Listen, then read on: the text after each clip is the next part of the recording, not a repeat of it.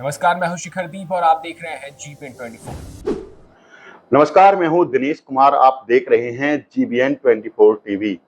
आज हमारे साथ हैं हथीन से पूर्व विधायक और भाजपा के वरिष्ठ नेता केर सिंह रावत।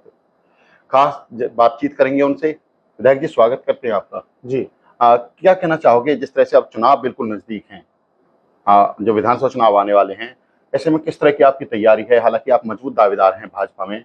पिछली बार आपने जो है इनेलो से इस्तीफा दिया विधायक पद से और पार्टी ज्वाइन करी थी। पूरा आश्वासन मिला था कि टिकट मिलेगी, लेकिन एंड मौके पर आपकी टिकट कट गई। कहीं ना कहीं वो नाराजगी भी रही होगी, लेकिन फिर भी आप भाजपा में रहे, आपने बगावत नहीं करी, दूसरी पार्टी को ज्वाइन नहीं किया, निर्दलीय चुनाव नहीं लड़े। तो आज किस तरह के हालात देखते हो, राजनीति के हकीम के हालात क्या हैं और किस तरह की आपकी तैयारी है? सहरावत साहब, सबसे पहले मैं GBN जो आपका चैनल है उसका हार्दिक धन्यवाद करता हूं कि आज आपने अपने जिला डिस्ट्रिक्ट के जो हमारी जनता है और उनकी जो मूलभूत समस्याएं होती हैं, आपने इस चैनल के माध्यम से उन सारी समस्याओं को उठाया। और आज सबसे पहले आप मेरे निवास पे आए, उसके लिए बहुत बहुत धन्यवाद। आपने प्रश्न विधानसभा के चुनावों को लेकर के रखा और मेरी राजनीतिक सफर के बारे में चर्चा की। राजनीतिक सफर की बात करें तो 1990 से आप राजनीति में आए, छात्र राजनीति शुरुआत करी। पहली बार जब इनेलो से टिकट मिला तो आप चुनाव हार गए, दूसरी बार टिकट मिला तो आप चुनाव जीत गए। हालांकि अब की बार भाजपा से आपका टिकट कट गया, तो आप कितनी मजबूत दावेदारी समझते हो अपनी भाजपा की टिकट के लिए हथीन विधानसभा से? देखो, सबसे बड़ा जो आधार होता है वो जमीन का आधार होता है। आज हथीन क्षेत्र में आप जब लोगों के बीच में जाएंगे, चाहे अपने मुसलमान भाइयों में जाएं, चाहे हिंदू भाइयों में जाएं, चाहे किसी जाति में जाएं, चाहे हमारे यहाँ गोत और गोतों के भी काफी संबंध है अपनी पालों का। आप जिस क्षेत्र में जहां भी जाएंगे, मेरे हिसाब से जो मैंने अनुमान लगाया, केवल एक ही नाम है, केर सिंह रावत, जिसे भारतीय जनता पार्टी के टिकट पर लोग अपना विधायक चुनना चाहते हैं। क्या आपका जो नाम ज्यादा उछल कर आ रहा है, आप कह रहे हैं लोगों में मेरा नाम है, क्या कहीं कहीं विधायक की कमजोरी रही? मौजूदा विधायक हैं जो प्रवीण डागर, जिस तरह से जो मंत्री के रिश्तेदारों का कहीं ना कहीं उसमें पकड़ रही, इलाके में कामकाज में दखल रही, तो क्या आप मानते हो कि कहीं ना कहीं आपको इसलिए लोग याद करते हैं? आपने इस तरह से पहले संघर्ष भी काफी किया, इनेलो में धरने किए, खेतों नहरों तक पानी पहुंचाने के लिए भूख हड़ताल की, जी।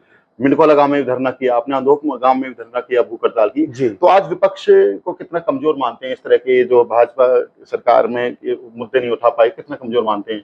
और विधायक के तौर पर क्या कहना चाहोगे उनके कामकाज को लेकर?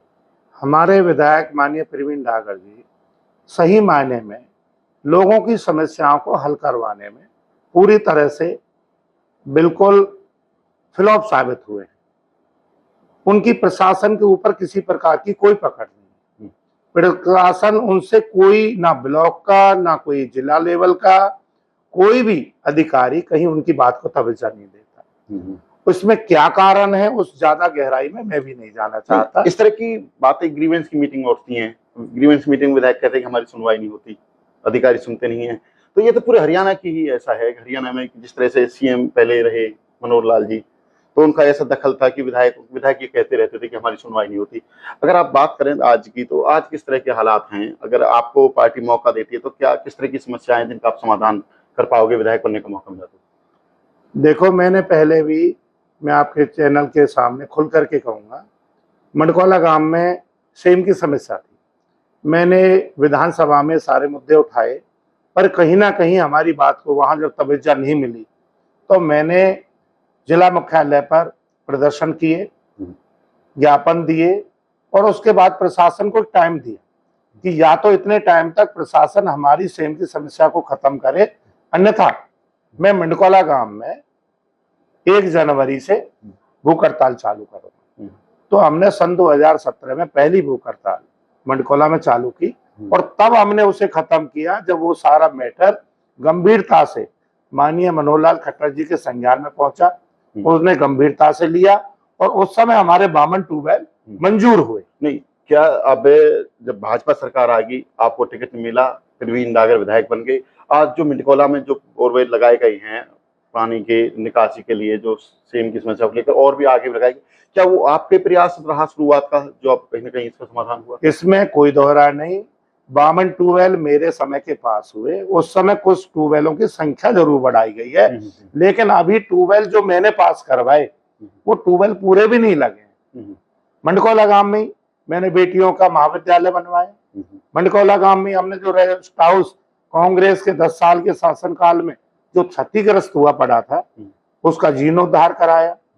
सीएससी जो वहां बन रही है उसका जीर्णोद्धार करवाया हमने। हतीन का रेस्ट हाउस आप देखेंगे जो पिछले 12-13 साल से खंडर बना हुआ था, मैंने अपने समय में उसका जीर्णोद्धार के लिए बजट पास करवाया। तो बहुत सारे ऐसे काम हैं जो हमने अपने जनता जनार्दन को साथ लेकर के हमने सरकार को इस बात के लिए दबाव भी बनाया और उन्हें समझाने की कोशिश भी की कि आज हमारे हतीन क्षेत्र को सेम की समस्या, नहरी पानी की समस्या, एजुकेशन की समस्या, हेल्थ की समस्या, हतीन के बाईपास की समस्या, बामनी खेड़े में अंडरपास की समस्या, हमारी शुगर मिल का अपग्रेडेशन की समस्या। आज 25 करोड़ की लागत से अपग्रेड हुई मिल और किसान जहां 12,000 क्विंटल की पेराई करते थे, आज किसानों की एक दिन में 22,000 क्विंटल गन्ना आज पेराई होती है और समय पर गन्ना लिया। ये तो रही समस्याओं की बात करें अगर मुद्दे की, तो अभी जो हाल ही में लोकसभा चुनाव हुए तो आप कहीं ना कहीं जो कृष्णपाल गुर्जर भाजपा प्रत्याशी हैं जो आज मंत्री भी हैं उनसे नाराज हो गए थे बीच में, फिर आपको मना लिया गया, तो क्या बातचीत हुई, क्या टिकट का आश्वासन मिला? हालांकि आप खड़े भी उतरे, अच्छी वोट मतलब कि आपने अपने जो समाज से दिलवाई और वो जीते भी हैं, तो क्या बातचीत हुई थी जब आप रूठे बनाने का काम हुआ? देखो, एक परिवार है, भाजपा भी परिवार है और अपना परिवार भी है। कई तरीका के परिवारों में इंसान अपनी जिंदगी गुजर करता है। हमारे छोटे छोटे कामों को लेकर के अपने कार्यकर्ता जो मेरे सहयोगी भाई हैं उनके कामों को लेकर के ही मेरी माननीय कृष्णपाल जी से थोड़ी नाराजगी थी। जब कृष्णपाल जी इलेक्शन के दौरान मेरे अपने निवास पे आए तो मैंने इलाके के लोगों को बुलाया और बताया कि मंत्री जी कहीं ना कहीं इन लोगों का जो काम थे उसमें इनकी उपेक्षा हुई है। तो मंत्री जी ने उन सारी बातों को स्वीकार किया और भविष्य में ऐसा ना हो उसके लिए आश्वासन दिलाया। ऐसा सुनने में आता है कि पिछली बार जब आपकी टिकट कटी थी आपने इनेलो से इस्तीफा दिया, विधायक पद से इस्तीफा दिया और सीएम की मौजूदगी में ज्वाइनिंग हुई आपकी भाजपा में, आश्वासन मिला था सीएम से, टिकट पक्की आपकी। जी। लेकिन एन मौके पर टिकट कटी, क्या इसके पीछे कृष्णपाल गुर्जर का ही हाथ था या फिर कुछ और था, या फिर आपको अब पूरी बार आश्वासन पूरी तरह से मिल चुका है कि टिकट आपको मिल जाएगी? देखो, उस समय भी क्योंकि जो हाईकमान लोकसभा की बात करें तो यहाँ के इधर हम जो हमारे इलाका है तो इधर बड़े नेता के तौर पर माने जाते हैं जो कृष्णपाल गुर्जर हैं। जी, निश्चित तौर पर माननीय कृष्णपाल गुर्जर जी भारतीय जनता पार्टी के एक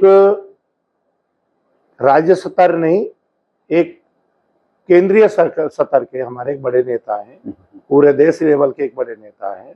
और जब भी पार्टी उनकी कहीं आप देखेंगे कोई इलेक्शन हो, कर्नाटक का इलेक्शन हो, तमिलनाडु का इलेक्शन हो, जम्मू का इलेक्शन हो, बिहार, उत्तर प्रदेश, राजस्थान, मध्य प्रदेश, सब जगह उनकी ड्यूटियां लगाई जाती हैं। उनकी जो योग्यता के आधार पर उनका पार्टी लाभ लेती है। और माननीय कृष्णपाल जी ने, मैं सच्चाई जो लोगों के बीच में यही थी, कृष्णपाल जी ने केहर सिंह रावत की टिकट कटवाई है, आम लोगों में ये चर्चा थी। लेकिन मेरे से पहले 2-4 दिन पहले माननीय प्रवीण डागर जी के पिताजी चौधरी रामजलाल जी वो कृष्णपाल जी के पास गए कि जी मेरे साथ हर बार धोखा होता है और मैं आपके साथ आ तो जाऊं लेकिन मुझे टिकट चाहिए। तो चौधरी कृष्णपाल जी ने उन्हें पूर्ण विश्वास दिलाया कि अगर मेरी कहीं टिकटों के मामले में तवज्जो दी जाएगी तो निश्चित तौर पर आपको टिकट देंगे। तवज्जो दी गई और वो की टिकट कटी, आपकी कटी। वो टिकट उस समय चौधरी कृष्णपाल जी ने उनके जो वादा किया था उन्होंने अपने वादा निभाया। चौधरी रामजीलाल के बेटा प्रवीण डागर आपसे जो वादा किया हाल ही में जो चुनाव के दौरान, अभी देखो, परिवार का मुखिया है और परिवार के मुखिया को हर विधानसभा में 4-4, 5-5 प्रत्याशी हैं। आज के दिन भारतीय जनता पार्टी एक बहुत बड़ा परिवार है और मेरे से उन्होंने एक ही बात कही कि भविष्य में आपके साथ धोखा नहीं होगा, ऐसा धोखा नहीं होगा, आप नाराज नहीं करेंगे, आपके हाथ पकड़ करके मैं जवाब देता हूँ, आपके साथ कोई धोखा नहीं। पूरे आश्वस्त खिलाफ मैं पूरी तरह से अपने हतीन क्षेत्र की जनता की तरफ से भी, भारतीय जनता पार्टी के शीर्ष नेतृत्व की तरफ से भी और माननीय मंत्री कृष्णपाल गुर्जर की तरफ से भी पूरी तरह मुझे विश्वास और भरोसा है अब की बार पार्टी मेरे ऊपर विश्वास करेगी, मुझे इलेक्शन कराएगी। जनता के बीच जा रहे हैं आप लगातार। मेरा सहरावत साहब बचपन से एक शौक है, 35 साल की राजनीति है, और उससे पहले मेरे दादा भी गांव के सरपंच रहे। मुझे बचपन में पहले से ही बड़ा शौक था इलेक्शनों में हिस्सा लेने का।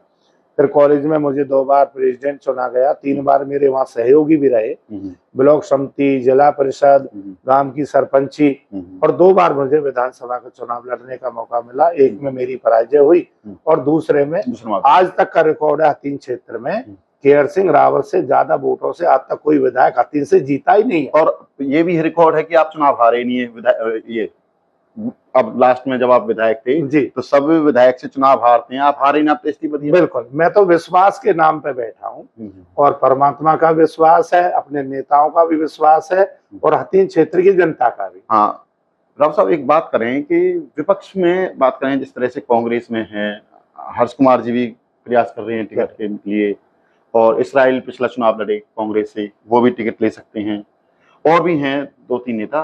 तो मजबूत किसे मानते हो? हालांकि जो हथीन का मुकाबला है वो कांग्रेस और बीजेपी के बीच ही होना है। हालांकि अब बात करें बसपा का और इनेलो को समझौता हो सके, वो भी मजबूत पार्टी बन सकती है, तो किससे मजबूत मानते हैं? मुकाबला किससे रहने वाला है? देखा, मेरा जो मानना है, आज की राजनीति में आप देखेंगे हथीन क्षेत्र में कांग्रेस के पूर्व जो प्रत्याशी थे, चौधरी जलेब खां जी के बेटे जेई साहब, उन्होंने अपने गांव में भी अपना जो जन समर्थन है वो खो दिया। वो बहुत लंबे समय से, करीब 60-70 साल से गांव की राजनीति उनके पास रही है, सरपंच रहे हैं, लेकिन पहली बार वो गांव का सरपंची के इलेक्शन भी हारे।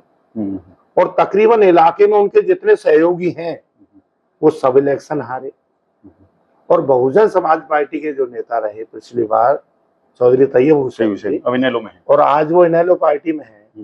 और जैसा अभी आपके माध्यम से पता चला और अखबार के माध्यम से भी मैंने सुना है, सोशल मीडिया के माध्यम से, कि भविष्य में इनेलो और बसपा का गठबंधन हो सकता है। मेरा मानना है अगली बार हथीन क्षेत्र में मेरा मुकाबला तैयब हुसैन से होगा। यानी कि इनेलो और जो बसपा का गठबंधन वो आप मजबूत, वो उसे मैं मजबूत मानता हूं। आज कांग्रेस के लोग बड़े भ्रम में। कांग्रेस को हथीन क्षेत्र में लोकसभा में 1,04,000 वोट मिली है, करीब करीब यहाँ 52,000 वोटों की उन्होंने लीड ली है। और भाजपा प्रत्याशी चौधरी कृष्णपाल जी ने भी 52,000 वोट लिए हैं। लेकिन ये मामला एक अलग तरीका से, एक समुदाय से भटकने के कारण, हालांकि और कुछ लोकतंत्र खतरे में है, इस वजह से जो हमारे अपने ऐसे समाज के जो भाई हैं, वो भी इस वजह से उसी तरफ वोट डाल गए। इस वजह से ये लीड बड़ी भारी दिखाई, यानी कि जो विधानसभा चुनाव के जो नतीजे होंगे वो अलग होंगे, क्यों अलग होंगे। हर्ष कुमार जी आज कांग्रेस के साथ थे, आने वाला कल हर्ष कुमार जी अलग लड़ेंगे, इसराइल अलग लड़ेगा, तैयब जी अलग लड़ेंगे, लेकिन ट्राई तो कर रहे हैं। एक कोई तो टिकट मिलेगी, जो जिसको नहीं मिलेगी ये तो फिक्स है। यहाँ 3 आदमी तो फिक्स है और चौथा मैं भी फिक्स हूँ। आम आदमी पार्टी का क्या असर रहेगा? आम आदमी पार्टी के जैसा सुनने में आया, कई नेता लाइन में हैं, मोहम्मडन्स भी हैं, हिंदुओं में भी हैं, पर जहां तक कर्नल राजेंद्र रावत जी भी हैं और भी हैं, लेकिन वहां जो टिकट जाएगी वो माइनॉरिटी के पास जाएगी। अपने सुनने में आया कि जिला पार्षद हैं मठेपुर गांव से, वो भाई काफी आगे बढ़ चुके हैं, चाहे उन्हें टिकट मिले या ना मिले। अनुमान ये है वो भी एक बहुत बड़े समुदाय को लेके बैठे हैं। उनके समुदाय की भी हथीन क्षेत्र में एक अलग तरीका की पहचान है और करीब उनकी 20,000 संख्या है। बीसी वर्ग से आते हैं, हम सब जनरल वर्ग से आते हैं, चाहे उसमें मुसलमान भाई हों चाहे हमारे जाट समुदाय के लोग हों, वो सब जनरल का कास्ट से आते हैं। लेकिन वहां जो बीसी वर्ग का केवल एक ही नुमाइंदा है, जो मठेपुर से हमारे आरिफ भाई हैं, जो प्रयास कर रहे हैं टिकट के लिए भी, कांग्रेस की टिकट के लिए भी प्रयासरत हैं। वो भी समझ रहे हैं अब की बार कि भाई मैं जो अपना भाग आजमाना ही आजमाना, चाहे टिकट से लड़ो चाहे आजाद लड़ो, लड़ना भी चाहिए, तैयारी करनी चाहिए। बात करें जेजेपी की, लोकसभा चुनाव में तो उनका कोई भूमिका रही नहीं, विधानसभा में क्या रहेगा? देखो जी, जेजेपी का यहाँ आधार चौधरी हर्ष कुमार थे और हर्ष कुमार जी ने जेजेपी को छोड़ दिया। आज जेजेपी धरातल पे कहीं भी नजर नहीं आती। हथीन क्षेत्र में अगर मुकाबले में है तो इनेलो, भाजपा और कांग्रेस ही है। इन लोगों का, बाकी लोगों का कोई यहाँ किसी प्रकार का अपना जनाधार नहीं है। लास्ट सवाल, पिछली बार आपको टिकट नहीं मिला, आप भाजपा में ही रहे, जी। अब की बार आपको टिकट मिलता है या नहीं मिलता है तो क्या रहेगा? जैसे अगर आपको टिकट मिल जाता है, क्या लगता है प्रवीण डागर आपके साथ रहेंगी? पिछली बार आपने भाजपा छोड़ी नहीं थी, आप साथ रहे, पार्टी ने किस तरह से मनाया आपको, जो भी है सामने। सीधा सा मतलब है, देखो जी, अगर भारतीय जनता पार्टी मुझे टिकट देती है तो प्रवीण डागर जी नहीं लड़ेंगे, कोई भी साथी इलेक्शन नहीं लड़ेगा, कोई भी नहीं लड़ेगा। और उम्मीद मुझे है, मुझे विश्वास है कि एक आदमी को बार बार धोखा नहीं दिया जा सकता।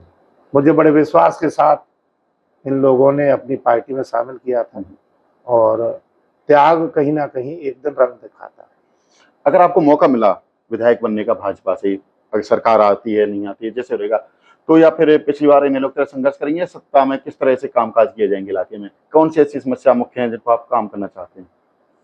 समस्याएं हतीन में बहुत है, एजुकेशन की समस्या भी है, हेल्थ की समस्याएं हैं, पीने का पानी है, अभी नहरी पानी की बड़ी समस्या है, बिजली की बहुत बड़ी समस्या है, सड़कों की बहुत बड़ी समस्या है, किसानों की फसल समय पे खरीदी जाए, उसके लिए भी हम चाहेंगे कि हमारे बीच में और कोई पॉइंट भी बने, जैसे बहीन में पॉइंट बन सकता है। हेल्थ की समस्या हम चाहते हैं सहरावतों में और रावतों में भी हेल्थ के अच्छे अच्छे इंस्टीट्यूट बने, और एजुकेशन के लिए भी बड़ी जरूरत है। GBN 24 से बात करने के लिए आपका धन्यवाद। ये थे हमारे साथ पूर्व विधायक केहर सिंह रावत, जो भाजपा के नेता हैं और यहाँ से जो भाजपा के प्रत्याशी के तौर पर अपनी तैयारी कर रहे हैं कि उनको पार्टी मौका दे और वो यहाँ से जीतकर विधानसभा फिर से पहुंचे। और जो समस्याएं उन्होंने बताई, शिक्षा की बात हो या फिर जो है और भी समस्याएं, बिजली, सड़कें, पानी, स्वास्थ्य संबंधित समस्याएं हैं, उनका कहना है कि उनको मौका मिले तो इन सभी समस्याओं का समाधान करेंगे। और कहीं न कहीं उन्होंने ये भी कहा कि उनका जो मुकाबला है भारतीय जनता पार्टी का, वो इनेलो गठबंधन है जो बसपा से और कांग्रेस से है। जेजेपी का कहीं न कहीं कोई ज़्यादा रोल यहाँ पर हथीन में नहीं है। कल हम फिर हाजिर होंगे किसी नए नेता के साथ, किसी नए पूर्व विधायक या प्रत्याशी के तौर पर दावेदारी करने वाले नेता के साथ। नमस्कार, मैं हूँ दिनेश कुमार। अभी के लिए बस इतना ही। ऐसी तमाम खबरों के लिए बने रहे हमारे साथ और देखते रहें GBN 24।